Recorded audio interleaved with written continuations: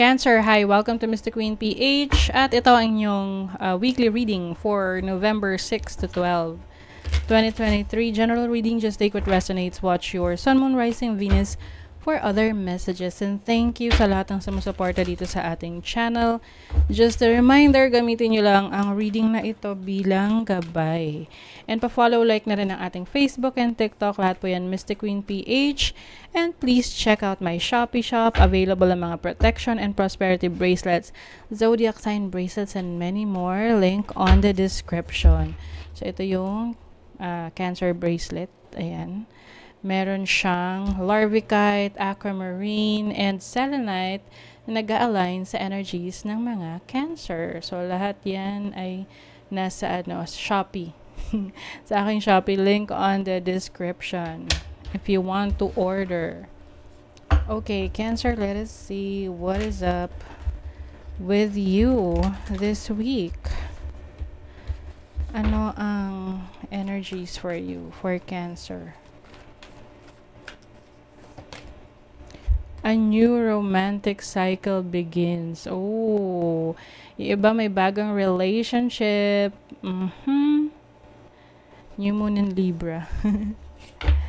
Merong bagong relationship. Parang siguro nag-iisip ka rin, pinag-aaralan mo if you're going to enter this relationship. Oo, maganda rin naman na hindi basta-basta nasunggab sa mga relationship. Kumbaga, pag-isipan mo munang maigi. Emotions are running high. This is super moon energy. Ayun nga. Siguro yung iba sa inyo, you are experiencing or feeling so much emotions about someone, like romantically.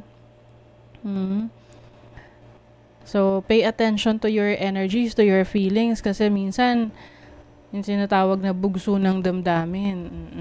Baka biglang pumasok ka sa isang commitment na hindi ka pa ready. You have to make sure na you are ready pag nag-commit ka. And then, prosperity lies ahead. Oh, merong prosperity for you, Cancer, pagdating sa inyong kaperahan, sa inyong trabaho, career, or business. Money is coming to you.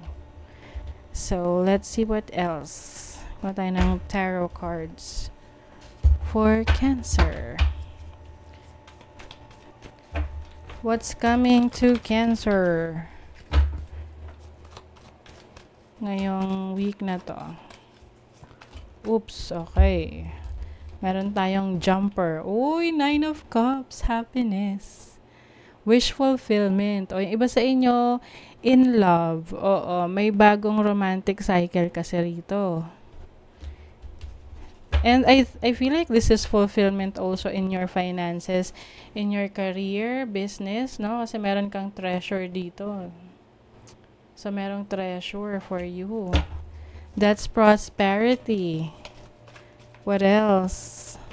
Parang meron kang natagpo ang opportunity na pwedeng matagal mo na itong wino-workout and then finally nakita mo na talagang dito pala ikaw magiging successful. You have the 6 of Cups and then the 2 of Wands. You have a lot of plans. You have a lot of plans this week. Pwedeng meron kang kinukonsider na dalawang options or dalawang path, landas na gusto mong tahakin. Kasi merong energy from past, no? Na pwedeng you are still trying to consider na i-keep yun. At pwedeng pagsabayin. Meron kang pagsasabayan yung mga ginagawa mo na in the past and yung bagong opportunity. And there's also pwede rin tong soulmate connection, no? Sa relationship. Let's see ano pa.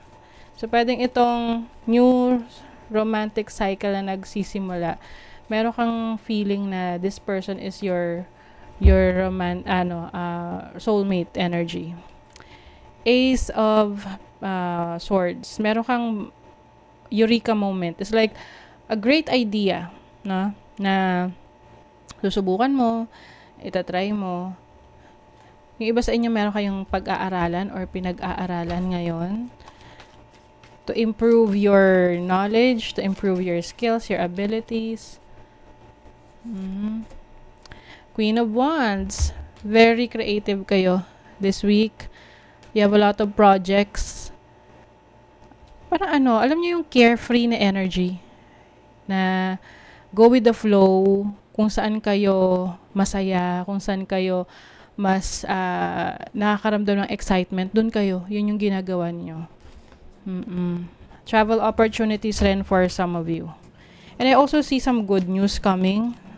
Ano man tong hinihintay nyo na balita. Good news. Lalo na sa if you have plans to travel, pwedeng sa work, sa vacation. Iba sa inyo sa work ito. 9 of Pentacles. This is financial freedom. Yung iba sa inyo, you are single and happy. And pwedeng you are open to connections, romantic connections. But at the same time, alam mo rin na you are independent, no? Yung tipong confident ka sa sarili mo, whether you are in a relationship or not. Parang you just wanna have fun, you just want to enjoy your life, and, be inspired with what you do, lalo na sa career mo.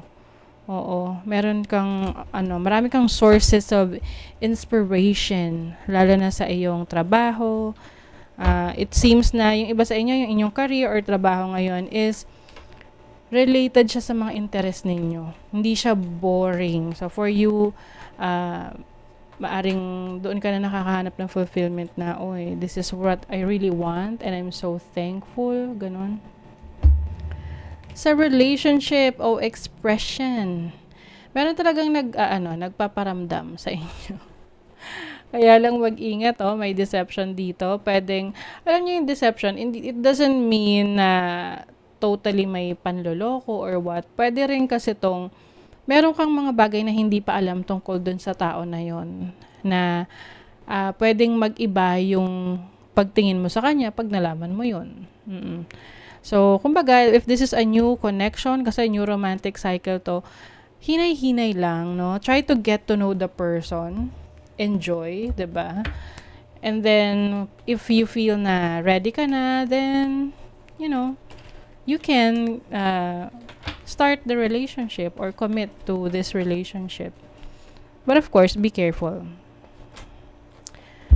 Meron ka mga i-discover na talents and skills mo na magdadagdag ng kaalaman, no, na pwedeng maging paraan mo para kumita pa ng pera. Yung iba sa inyo, ine-explore nyo yung options nyo sa trabaho sa abroad or sa ibang lugar.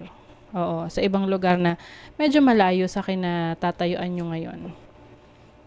Merong gift na parating sa inyo. Pwedeng may regalo na manggagaling sa yung boss, sa yung company. O, 'di ba? Gift giving na ngayon or yung mga pa-package na 'yan. This is also a reminder to use your talents and abilities to bring abundance. Yes, you're going to use your talents and skills para mas marami ka pang blessings na dumating sa'yo. Okay? So, that is your reading, Cancer. Kung nagustuhan nyo ito, naka-resonate kayo, mag-comment kayo dyan, like, share, subscribe para lagi kayong updated sa ating mga readings. Thank you so much, Cancer. See you again.